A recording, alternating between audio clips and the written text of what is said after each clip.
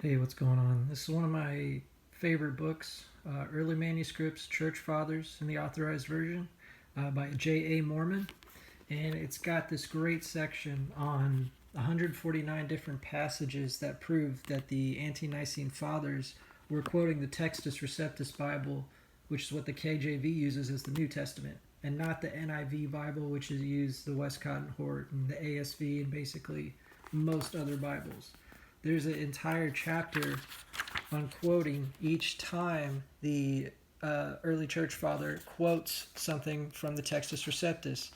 And this is the NIV, and that's the AV, which is Authorized Version for the King James Bible.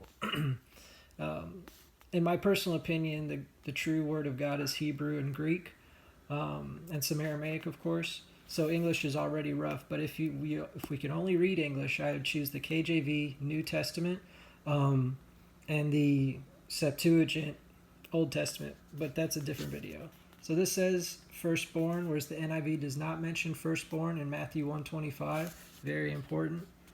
This one is, whosoever is angry with his brother without a cause shall be in danger of judgment, which these guys quoted, Irenaeus and Tatian.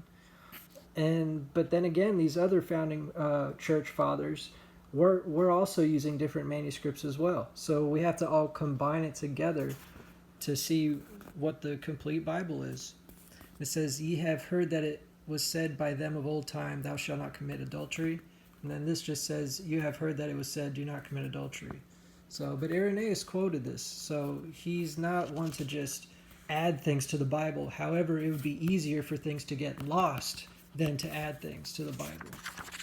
But anyway, there's a ton of different examples. Like, all these church fathers are quoting it, yet all the introductions to these NIV Bibles say, no, none of the early sources have that. We have the correct source. That wasn't found till, 325.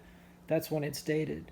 But these guys were living in the year like 601 or 60 AD and 100 AD, well before 325 manuscripts started popping up. So these guys are the authority, but you're being lied to. And this whole book is really great. It shows all the differences. This shows the manuscripts, whereas that section I just showed you shows which church fathers are saying it. A majority chunk of the book is the actual manuscripts that prove where it says something in the KJV versus the NIV. But anyway, it's a really good, handy book for those who want to argue and say whatever fake scholarly thing they memorized that day. It's not about memorizing, it's about knowing the truth. And then you happen to remember it, because how can you forget the truth? It's like Mark Twain says, if you don't lie, you never have to remember anything. And this is just proof, because truth can defend itself like a lion and all that good stuff. Take it easy. Highly recommend it. Get it off Amazon or whatever.